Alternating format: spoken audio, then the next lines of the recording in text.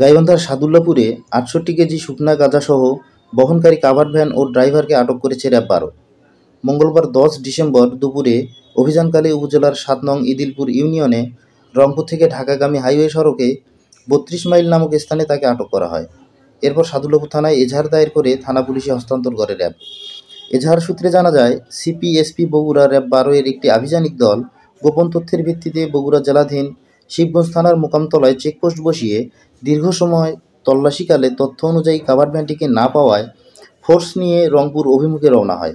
অবশেষে ৩২ মাইল নামক স্থান থেকে গাড়িটি থামানো অবস্থায় ড্রাইভারসহ আটক করে র্যাব। এ সময় ভ্যানের ডালা থেকে পলিথিন ও কষ্টেপ দিয়ে মোড়ানো ১৫টি প্যাকেটে মোট ৬৮ কেজি শুকনা গাঁজা উদ্ধার করা হয়।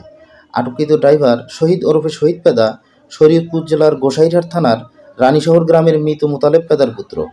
জব্দকৃত ৬ চাকা বিশিষ্ট কাভার্ড ভ্যানটি ট্রান্সপোর্টের মালামাল বহনের কাজে ব্যবহৃত হতো। এ বিষয়ে সাদুল্লাপুর থানার ওসি তাজউদ্দিন খন্দকার জানান, আটককৃত ড্রাইভারের বিরুদ্ধে মাদক নিয়ন্ত্রণ আইনে মামলা রুজু করে তাকে জেল হাজতে প্রেরণ করা হয়েছে।